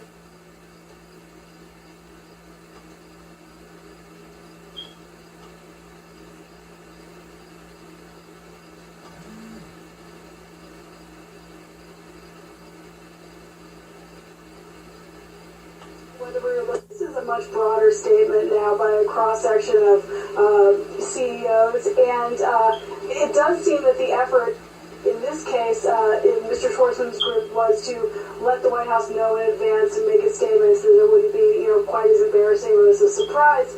But all of these executives have different reasons for wanting to step back, wanting to distance themselves, but together it's painting an important picture, which is that corporate America is increasingly uncomfortable with Steven Schwartzman, Blackstone Group CEO, Larry Fink, something other CEO, Jeannie Ramadi, IBM CEO, Dr. Toby Gungray, some kind of another CEO. President Trump's rhetoric and approach to a national tragedy over the course of the last several days. So as a practical matter, just make it easier for Jamie Dimon, for example. People were starting to single out Jamie Dimon, saying, "Why aren't you resigning?" He doesn't have to. These are all leftists by the way. Do that now. They shut the whole thing down. Well, yeah, that's a really good point in the case of the Strategic Council. But, the question is whether you serve on a council or an advisory board or not, or whether you're just someone who comes to the White House and once in a while will appear with the president at a public event, will suggest or promote or steer policy issues. The question going forward goes beyond these advisory councils. It goes to whether the relationship between this president, this White House, and U.S. CEOs is now going to be permanently affected, or whether this is temporary distancing, just a positioning in the short term. And a lot of that may have to do with the president's actions going forward. A lot of that also may have to do with what kind of businesses these CEOs represent, whether these are government contractors or whether these are out-facing businesses that have a brand and are marketing to diversity, and also some of the personal views of these CEOs. So I think we see a lot of different considerations at work, but this is now more than just one or two executives. Indeed, Margaret, you raised a very good question. It's not good optics for the president. There's no question about that. Is it anything more than optics? Because after all, even when these councils were really going full steam, the president would tweet out things that could be critical of some of the companies who were represented on the councils. Yeah, that's right. And we saw in sort of a separate matter today where the president tweets about Amazon, and it affects Amazon, at least in the short term, and then those numbers coming back. So I do think that is part of the consideration.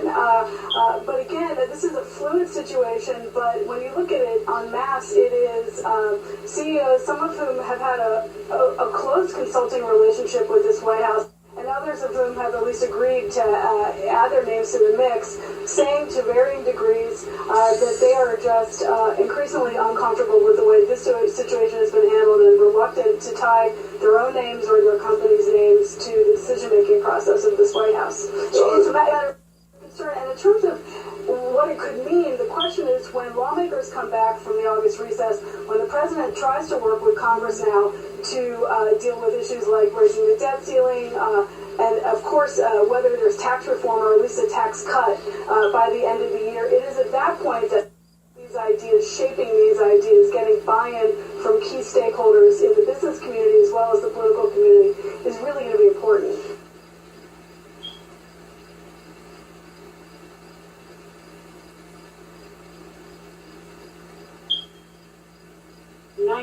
seconds. Folks, right 90 seconds left on Blog Talk Radio tonight.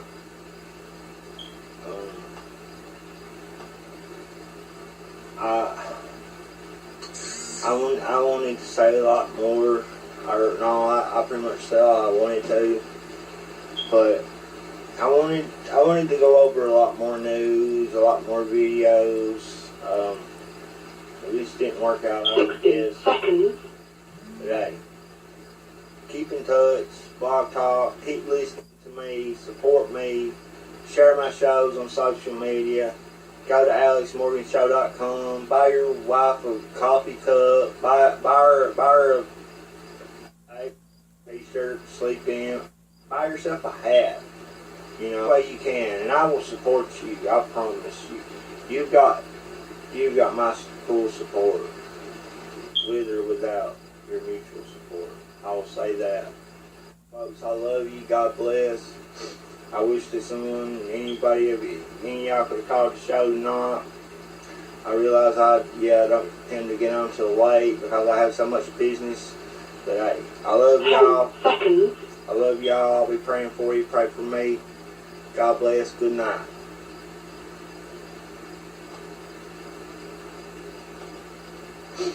And Spreaker, we're still here.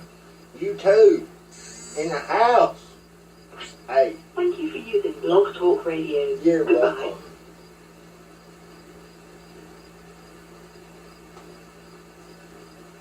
Let me tell y'all about this. There's too much news to cover. Okay, I'll just be honest with you. I want to sit here and I want to tell y'all a lot of stuff, and then I want to cover a lot of news, and it just don't work out. I got an hour and a half on Blog Talk Radio. I got 3-hour shows on both. Well, I guess I could go for longer on YouTube, but yeah, I got 3-hour shows on Spreaker. I don't know if I'm broadcasting on iHeartRadio or not. I don't know. I was. I'm gonna check it out, find out more about that. But just do what y'all can to support me, okay? Do anything you can. Send me $1, send me $2. You can go to GoFundMe /Alex Morgan Show. Send me $1, send me $2. Whatever, man, I don't care. Just support me. Send me 50 cents. It don't matter.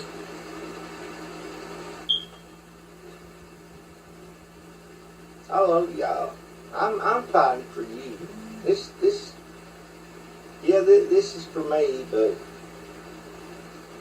and my family, but it's also for you and your family. And I hope that y'all realize that. Folks, it's hot tonight. I've had that fan going. I'll still see I'm sweating. I'm pouring the sweat. Hey, I've been mad all night. Listen. I'm going to call it quits for tonight. I'll be back probably tomorrow. Again, go over to my YouTube channel. Subscribe, please. Watch the videos. Share them. Watch some of the old videos. I realize that they're not the best quality, ever was. So these are not neither. I'm getting a little better, maybe, but I'm going to continue to get better and better and better and better. I also want to make just videos at random and just talk to y'all guys about stuff like that. That's why it's important to follow me on YouTube. I don't have a email that I send out to everybody, but I would like to start one. If y'all contact me on the page alexmorganshow.com, give me your email, just like on the subject, put in email mailing list or whatever, something like that, and I'll start sharing more articles, more videos. Just when I'm sitting in my car waiting on my family to get out of school and whatnot, I'll make a video then. I'll come home and edit it a little bit, and then I'll upload it to YouTube and y'all can watch it. And I'll send y'all news articles and whatever. Hey, I love y'all. I'm fighting for you. Okay? If I'm fighting for you, I also fight for me and mine. Okay? Remember that. I love y'all. I'll fight for y'all from now on. Few things I want to go over very fast. Go over to drudgereport.com. There are plenty of articles over there. Fox News host death threats after criticizing Trump. Hey, Drudge is the man. Support Drudge. Drudge does good things for y'all, okay? Ebony K. Williams from Variety.com. Fox News host Ebony K. Williams on receiving death threats after segment criticizing Trump. She should get death threats, but they're probably from the white nationalists. Let's see. Ebony K. Williams had never received anything like the responses she garnered after she aired her grievances with President on air. The Fox News specialist. The co-host addressed Trump on Monday in her, quote, Ebony's docket, in quote, segment, which she writes herself, berating him for failing to specify white nationalist groups in his condemnation of violence that occurred at Charlottesville, Virginia over the weekend. She told Variety in an interview on Wednesday that her personal website usually receives an average of 10 to 15 emails after each segment was inundated with over 150 emails, only 3 of which were anything other than, quote, seething, scathing, end quote, takedowns. Quote, I should meet with my maker soon. I should be allowed to walk the streets of New York, end quote.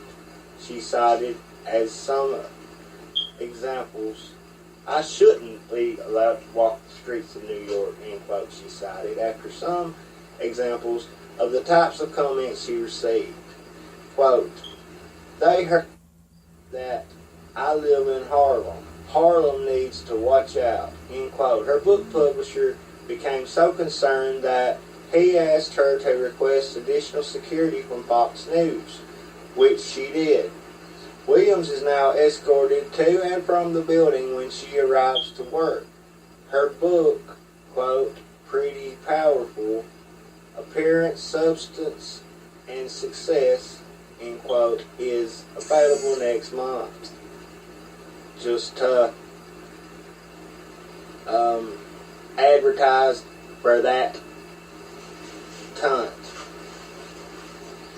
Williams explained that the typical responses she gets from Fox News viewers, while sometimes disagreeing with her views, often praise her ability to formulate her arguments and present her own air, which is what makes this news digression so shocking for her. She chalked up the new level of vitriol directed at her as partly due to President Trump's, quote, tactic compliance, end quote, of violent political rhetoric.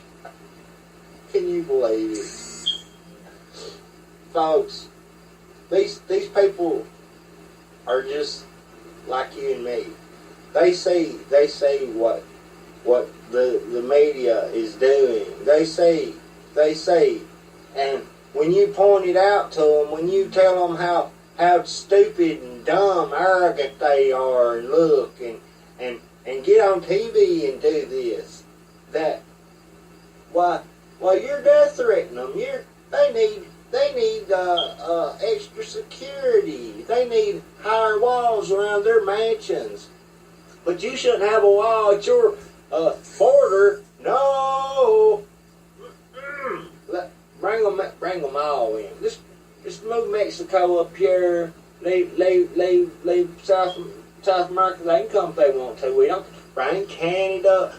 Bring all the Middle Eastern Muslims over here too. We could use a few more brown folks over here, folks. You know, I don't know. Let's just everybody move to America. It don't matter. We'll grow food everywhere else but America, and everybody just live in America. And we'll get by best we can.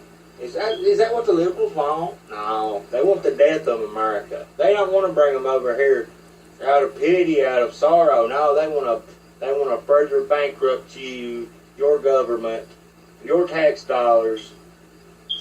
They don't want you to fix the debt. They want you to deepen the debt.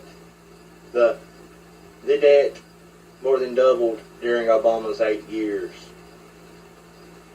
Obama did what he was supposed to do while in office, folks.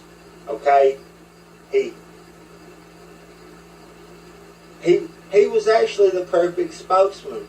He came in acting like he was to prevent all the racists, all the while not letting you know that he was a racist. Okay? Yeah, Obama was a racist. And let me tell you something, black people didn't elect Obama. White people elected Obama. Believe that. Trump calls out KKK, neo-Nazis, and other hate groups following Charlottesville backlash. Quote, racism is evil, end quote.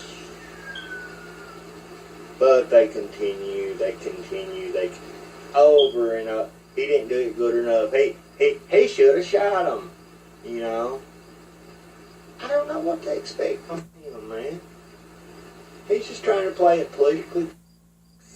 Not be so direct and not point so much at either side. He said, you know, that's where pretty much at fault, you know, and they both sides came there looking for trouble, is what he said.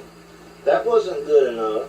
He had to come out and disavow the KKK and the neo-Nazis, David Duke, the Grandmaster Father, whatever you want to call them. He had to disavow them 100,000 more times. I'm telling you, if he had a nickel for every time he's disavowed David Duke, and he wouldn't need his billions of dollars, folks. He wouldn't need it. Now, write that down. Put that in your pipe and smoke it. I'm Alex Morgan. I'm your host. AlexMorganShow.com. Share it with you folks, your granny, your papa, your aunts, your uncles, your cousins, your nephews. Tell them Big Al's on the prowl. Politically PO'd. Right there, AlexMorganShow.com.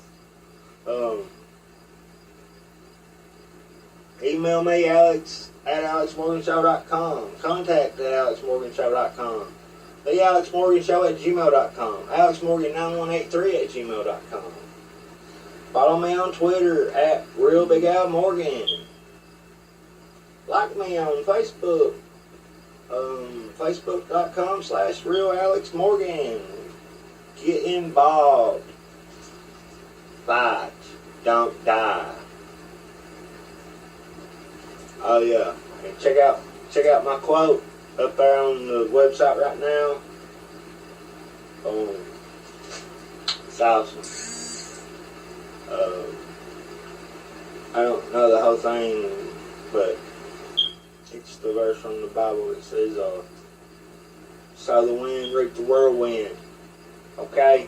And that's what they're doing. Good night, I love y'all. Peace, I'm out of here.